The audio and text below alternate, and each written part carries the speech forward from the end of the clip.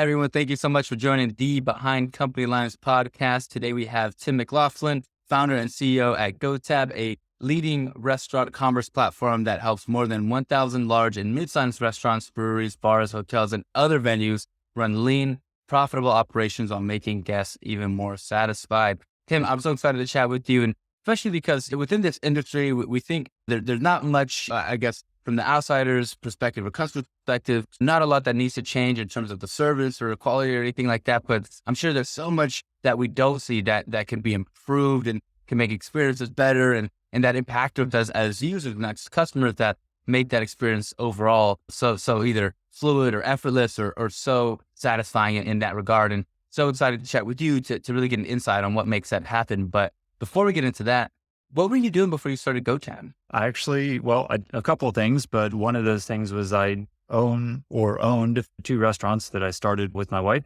and another couple. I did that for, 3 years. Got them open. It took 2 years to get the first one open. It's not trivial to open a brewery, it turns out.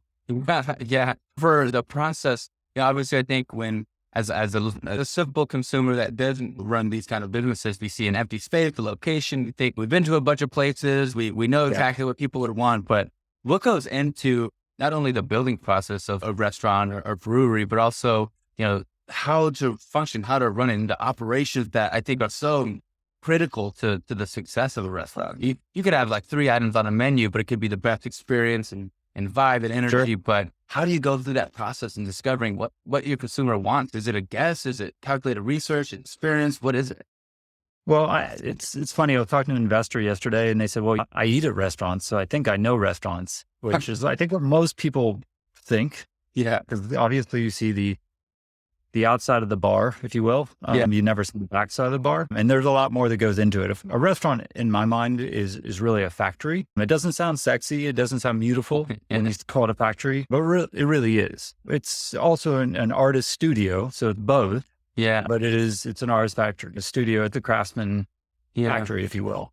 Yeah. My prior life was actually software. So I did software and user experience design for 12 years of my career before owning those restaurants and breweries. And so much like most people went into a restaurant, I wanted a better customer experience, a better guest experience. And that's kind of what started, but then my own interest and curiosity in building a better factory, if you will, so that the guests weren't let down. Because I think as we've all started experiencing recently is that service is great when it's there. Yeah. And it's not so great when it's not.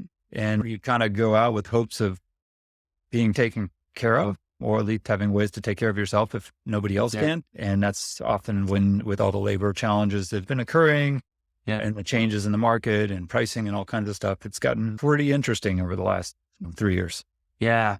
I can see, I guess from my point of view, thinking about your experience and the design component, I'm curious, like how meticulously do you kind of think about the different components of the factory model and thinking about step, and describe to the audience who doesn't know, how integral is each step to the overall output of what the guest is going to experience? I spent a lot of time. So even prior to my software engineering background, I was a mechanical engineer and I did designs and improvements on factory designs for all kinds of different manufacturing facilities. And my wife's actually an industrial engineer, as industrial engineering, she's an industrial engineer turned nutritionist and math teacher. Yeah. She actually has a background in food and in industrial processes. So I spend a ton of time thinking about how to shave off 15 seconds or 30 seconds or 10 seconds. Yeah. And because it seemed like really small things, people are like, oh, why would you do that? A really dumb example, communicating on the floor of a restaurant to a manager that a guest is unhappy.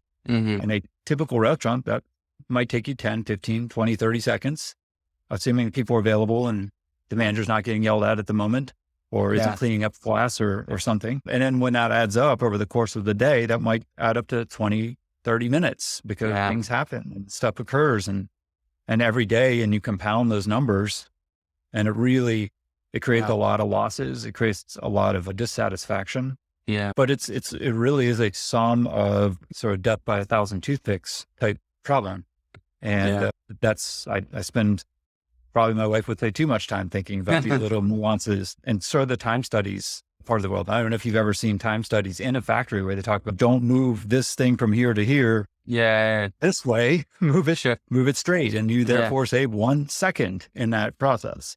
Yeah. So anyway, that's kind of what I get excited about. And there's a lot of opportunity in restaurants to improve those things.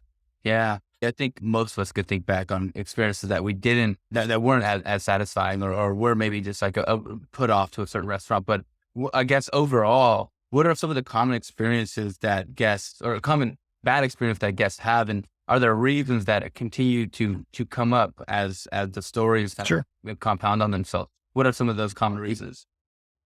I mean, well, GoTab started in 2016. We've been working on our product for a long time, really. So we weren't sort of a flash in the pan or a concept that just sort of QRs popped up in COVID and people thought, oh, GoTab was started in COVID. We were actually doing QR ordering to table in 2018 before Wow. anybody even knew how to scan a QR in this country for the large part. Yeah.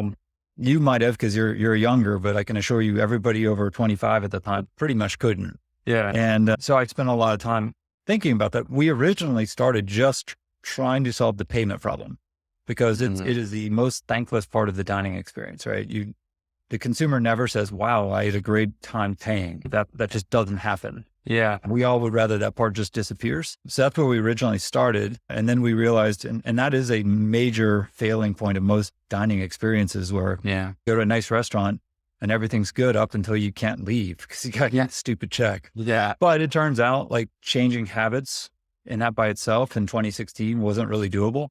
And so in 2018, we rolled out QR ordering, and much to our chagrin, we found out that restaurants thought we were crazy. Consumers kind of thought we were crazy. And we had a hard time. Like we had a really hard time convincing people that ordering on your phone was a good idea. Yeah. Because frankly, people love being taken care of. And it's really great when someone comes up and says, hey, how can I help you? It's good to see you. Or that's fine. The problem is when it's not, like they don't come up or they're unpleasant or they're unavailable. And unfortunately that happens. And we tend to forget those parts. We tend to remember the good experiences and get nostalgic and say, oh, that was such a great time. But I can assure you most people, if they think hard, they can imagine plenty of occasions. Not that I want them to dwell on the bad, but there's plenty of occasions where you're like, boy, we spent 10 minutes just trying to flag down our server before we could even place our drink order. Yeah. Yeah. It's bizarre to think about the difference, or the subtle differences between a good and a bad experience. And it seems like they are binary in that respect. You go through these processes, but I guess as a founder, that's exciting to kind of see that there is a poor experience and there's maybe something to directly influence it. And as you were going through the process of helping restaurants and breweries and all these other venues improve the processes, what you said, you started with the ordering process and making that easy. And then where did that expand upon? Because I can see you having the ability to go in so many different directions, but as you build technology, you have to focus on. So what was the next step from there and how did things kind of cascade to what the product is now? Well, so we were doing QR ordering in 2018 at my restaurant, and it was actually doing very well in one. We didn't do it in the other one because it was candidly an older demographic, and we just didn't think it was going to fly. We did do it on a patio. Patios are oftentimes hard to get service, and in this particular restaurant, you had to go into the bar to order if you're on the patio. So a lot of people would, or some people would do it because they could avoid hiking into the bar and standing in line. And then we were trying to find the places we were really scratching an itch, right? And so that wasn't everywhere. And I can tell you old school hospitality people who went to Cornell or the appropriate school for hospitality would say this is not hospitality. And very few people would suggest that this was any form of hospitality. And my argument was, look, we would all love great service. Sure. Unfortunately, pre-COVID, it was maybe less of an issue. But unfortunately, people can't be everywhere at one time. And so inevitably something happens, server gets tied up for 20 minutes dealing with a problem. And now your night is you can't go to the play, you can't leave, you can't go to your friends, whatever it might be. Sure. Unfortunately, we just weren't getting traction. So like all good CEOs, or I guess tech people, we were pivoting to add into the POS world because the problem is that we also need to support the old model, which is not QR based. And then COVID hit. And then all of the stuff that we were being ridiculed for, which was this stupid QR idea and that wasn't hospitality, it all kind of went instantly away. And all the people who told us in 2019 that we were crazy called us back and said, can I get that QR thing? So it was fine. It was good. I mean, and certainly it's not like we were right in any sense of the way. Like there's definitely such thing as being too early. And were it not for COVID, we would have been too early. I do think it would have happened. It probably would have taken 3 or 5 years, but COVID accelerated QR adoption in this country like overnight, pretty much. Yeah. Crazy timing. Incredible timing. Yeah, definitely dumb luck. Or whatnot. And there's always an element of luck, I believe, in all. There's very few companies who succeed without some element of luck. Yeah. But anyway, so that happened. And as we were starting our POS, what we did was really weird is that we found prior to COVID that QR ordering really broke down massively in the factory, if you will, meaning in the kitchen and in the bar. And the reason it broke down, and frankly, nobody else has still figured this out, was the operations for a kitchen and a bar were not designed for super high volume. And what I mean by that is, let's say, so my wife's restaurant, rather, it's about 10,000 square feet. It's just 3 stories inside, got 4,000 square foot patio outside, making a whole lot of people. And you could have 200 people there, 200 or 300 people there in a line, right? Yeah. And beers are flying out and they'll sell thousands of beers on a Friday or Saturday night. The problem is that if you have 200 people or even 100 people there and they all order beers simultaneously, you've now got to take 100 or more beers to tables. And normally in a normal restaurant, you might have 5 servers or 3 cashiers. So you don't ever really have that problem. You basically constrict the ability to take orders. So you never have a fulfillment problem, meaning like I don't ever have to take 100 beers to tables simultaneously. Yeah. So the good of GoTab is we can create more sales. Yeah. The bad of GoTab is we can create more sales and now you have to deliver on that problem. Yeah. I promise. Yeah. And so what we ended up doing, and again, it was fortunate during COVID, was we were building a whole new kitchen operational model. So it's called a KDS in the restaurant world, kitchen display system. And it's kind of a dated model. It originally came out of McDonald's. So like McDonald's and QSR, they were some of the first places. So it came out of QSR where they were trying to move very quickly. Because of that, it wasn't necessarily adopted by sort of the nicer restaurants, right? They didn't consider it good form. It was a QSR type thing. It was a fast food thing. So they didn't necessarily adopt screens. And if you talk to many chefs 3 years ago, they didn't really want screens in the kitchen. They didn't feel like it was very artisan. They wanted paper, and paper was physical and old school. And it was sort of nostalgic for the old way. So we ended up redoing all that. We ended up building screens that design when and where things go dynamically and to handle the surge and set the guest expectation about pacing, and all those systems came out during COVID. And it was really critical because there were no people to work. So you had no employees or very limited employees, and you would have these massive surges of ordering volume. So we ended up building the whole kitchen, building the whole bar. And when I say building the systems that drive what you make, when you make it, how long it's going to take, tell the guests how long things are going to take, all from the kitchen based on real-time feedback.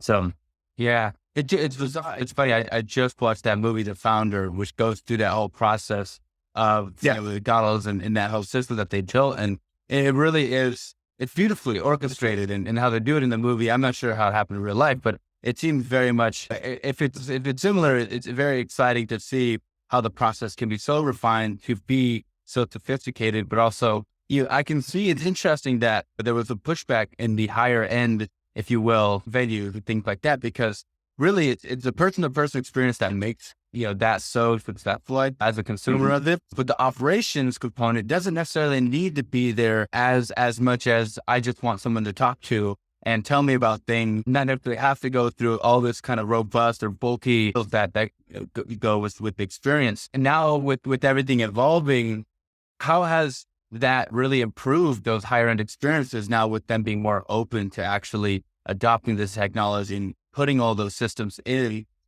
I guess whether it's your feedback that you're seeing or your experience, how have you seen that improvement in the overall experience of the higher end restaurants once they implemented your systems?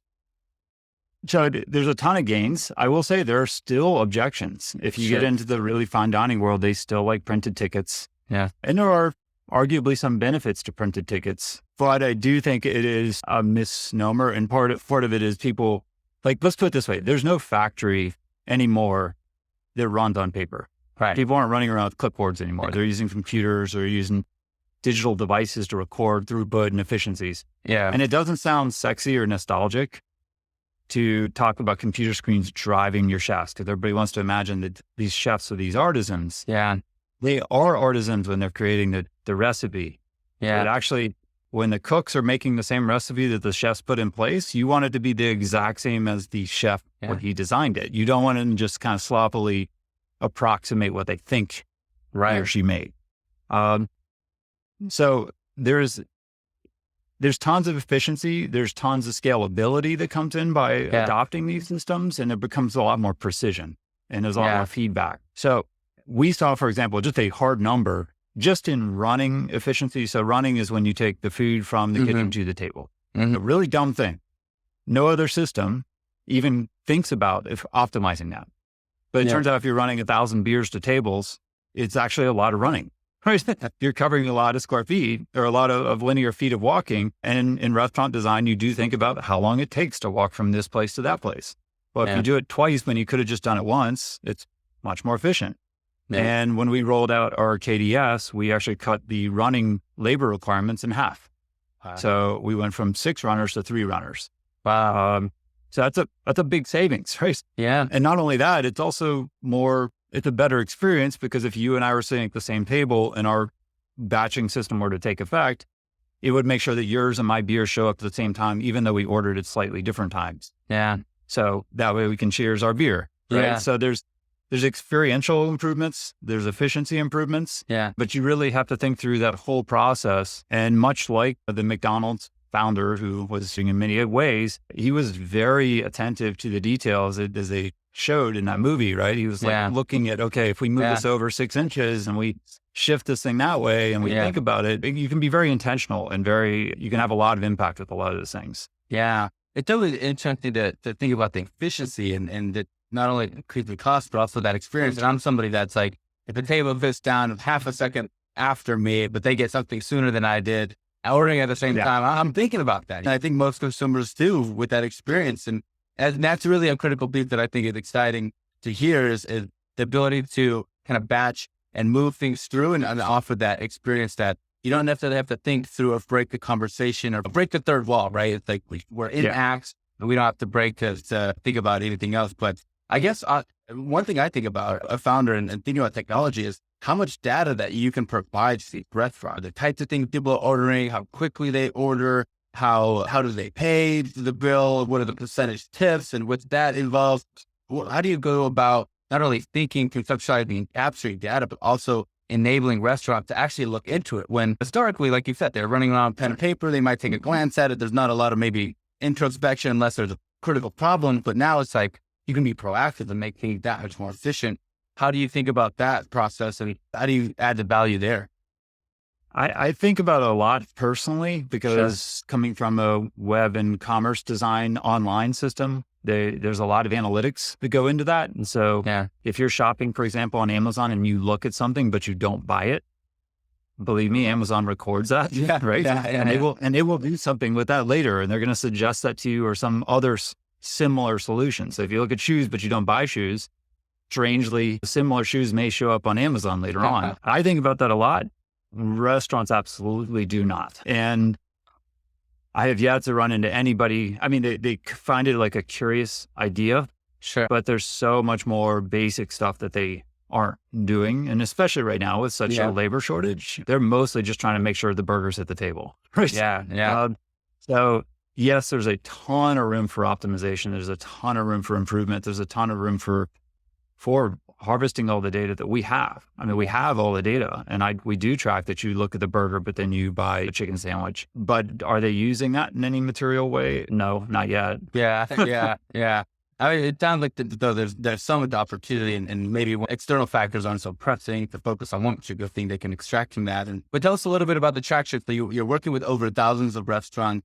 what's exciting not only about the previous years of growth, but what you're going to see in the new year? What are you focused on? What are you rolling out? And what kind of attraction do you see this year having? Well, I'm working on, strangely, our first fine dining groups. I never thought I'd see that day, to be honest. I own breweries. They're casual. One is a little more elevated than the other. So it is full service and is higher end food, but the other one's counter service. So very, very casual. So it's counter and QR. So you stand in line at the counter or you order on the QR. Yeah. And fine dining, I love dining out, but fine dining is historically very nostalgic, right? They like it the old way. They don't want to change. And I certainly appreciate that. And they have the money and time to pay for good servers and good staff. Yeah. But to the point that we said earlier, it turns out like all these kitchen efficiencies are still benefiting them, even if they're invisible to the consumer. Even if you're in a white tablecloth restaurant, there's no QRs, there's no phones, there's nothing. What restaurateur would not say, I want a more predictable output with higher efficiency in my kitchen? Yeah. Right? Even if it includes technologies. Right. So things that make it easier, for example, we just rolled out actually a functionality around ability to, and it sounds so mundane, but it adds up, right? Sure. If you're a server and you're at a table taking an order on a mobile device, and small plates is very common, small plates or tapas, or you're at a place where everybody's sharing everything. For whatever reason, POSs were designed around this idea of like steak coursing. Sure. It sounds super mundane, but the interface itself for entering it is very tedious because it's not designed for a small plates type model. Right. And because of that, we saw an opportunity, and some clients asked us to solve this problem. And so we solved it, and they're like, this is really fantastic. Yeah. It will save us 3 minutes of awkwardly re-entering stuff and frankly, possibly screwing something up because we can do it in 10 seconds or 5 seconds. And again, it's that 3 minutes times whatever, 300 tables. And then the mistakes that come as a result of it. Yeah. That's all material. And it's those little things that nobody's solving because they just keep doing it the same way. Yeah. But anyway, coming back to your question, what's the growth for us? It's fine dining is actually a really interesting opportunity. We kind of fell into it. More of the large venue entertainment. We're rolling out some really cool entertainment type venues where there's like bowling and golfing and darts and then concerts and food and beverage and some stuff we're doing celebrity type things as well. Yeah. So that's kind of fun. All kinds of people are tired of being cooped up in their house, and people still like food in a box, but a lot of people are tired of eating food in a box. Yeah. So they want to go places and have fun, and food and beverage is often part of that. Yeah. Yeah. What are some of the biggest challenges that GoTab faces today? Our biggest one is awareness, because we didn't go raise buckets and buckets of money over the last 3-4 years and 5 years, I guess, whenever everybody started raising huge amounts of money and then giving it to their customers to buy their customers, if you will. We didn't do that. I come from a professional services background where you had to pay for growth out of profits. Yeah. So we've been pretty lean in our fundraising. So one of our challenges is, we're not always in the room. People don't know we exist. If we get the chance to show them why we're better, we usually win. But if no one knows we exist, then obviously the other guys win. Yeah. Yeah. If everything goes well, what's the long-term vision? Continued organic growth, doing it kind of the slow and steady way. I don't want to say organic. We are raising money, but we're not raising huge amounts of money. We're not going to do hyper 10, 20x growth. Well, we will do 100% or 200% growth, but we're not going to do 2,000% growth in a year by pumping tons of money in and making an unsustainable business. Because our belief too is our clients have to be able to afford us. And if you take in $1 billion in investor money, you're going to have to pay it back. Yeah. Yeah. And that ultimately means you raise prices on your clients, and they may not be able to pay that back. I always like to answer this next question. I call my founder FAQ. So I'm going to hit you with some rapid fire questions and we'll see what we get. But what's the hardest part about your job? I would say the hardest part in last time I was a CEO, it's always the people side of it. It's the HR side of it is really not fun. In my opinion. Yeah. What particular part? Is it the hiring and the managing and the benefit? Well, I'm not a big fan of dealing with the benefit stuff, but it's more when people are just not being considerate to each other, and then you have to play the judge, and it's kind of like that's That's not a fun part of the job. Yeah. Yeah. Yeah. But it comes with being an executive, right? Or a manager, really. Right. Yeah. Whether your team is remote or local, how do you kind of maintain culture? Like, are there some things that you periodically do to make sure that your team kind of not only stay cohesive, but also stays on the right track and still focused on the right mission and drive the company? Yeah. I wish I did more, but unfortunately our company did a lot of its growth during COVID, and we are a distributed team. Yeah. So I do go into the office along with the 3 or 4 other executives, but for the most part, everybody works from home, and we're spread as far from basically New England to Hawaii. Yeah. So our staff is as spread out as you could do it inside the US. And we have actually some people outside the US. Yeah. Although they're more like sales and support people. Yeah. So we actually have a virtual event today. Someone called me a boomer because I still love in-person events as much as you can do them, but we do everything we can, but it's not as ideal as I would like it to be. We are going to probably have some more get-togethers ahead to being a profitable business, but we aren't really in a financial position to splurge on incredible company events, given the current environment. Yeah.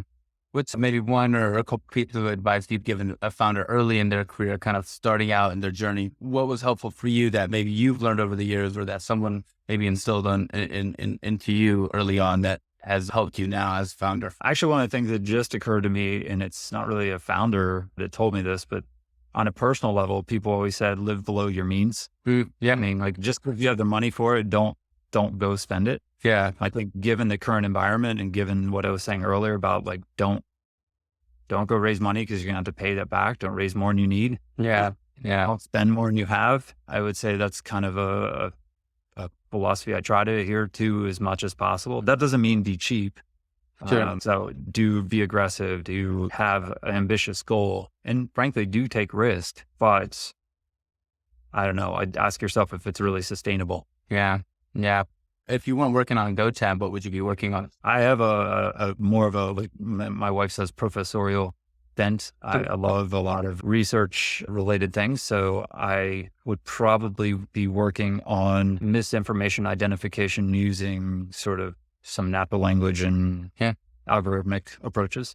Everybody calls them AI now. But, they used to have other names. Yeah. Yeah. I always like to ask the next question to really, not only for my own selfish endeavors, but also for my audience, whether it was early in your career or now, what books or people have influenced you the most? I would say this is probably a weird one, but a book that influenced me a ton way back when I was much, much younger was Atlas Shrugged. It's not a business book, but it is a philosophy book, and it does pertain to business.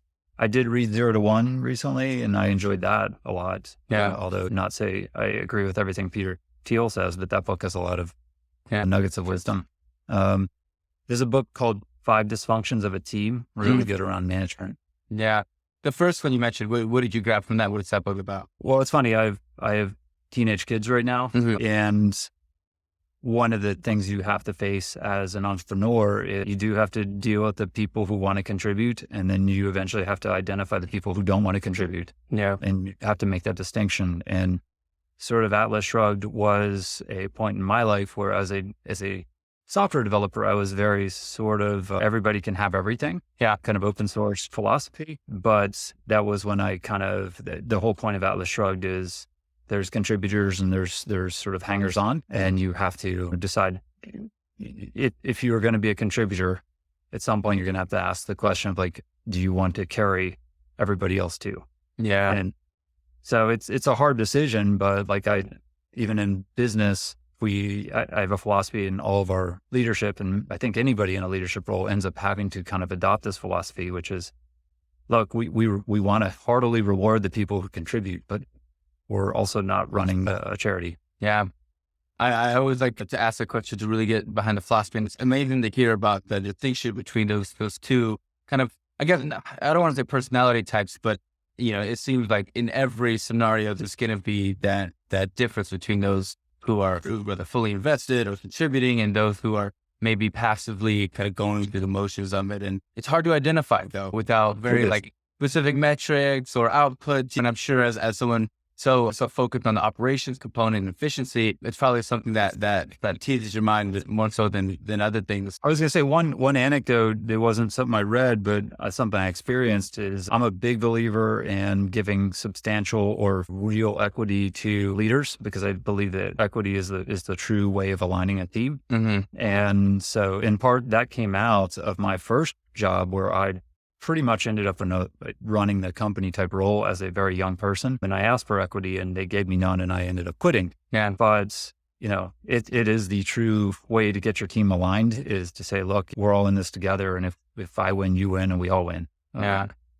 But it does come back to, you don't give it to people who are not really in the boat with you. Yeah. Yeah. It's hard because it became very popularized, and before COVID at least, and all these things were coming out, employment contracts with companies. But yeah, it's like you said, it's not as valuable for those who don't align themselves with the vision of the company. Yeah. Yeah.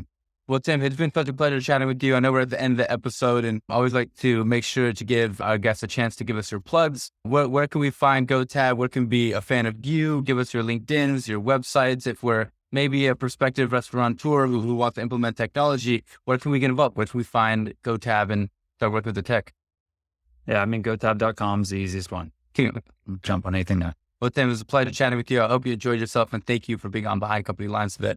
Thank you, Julian. Nice having the time.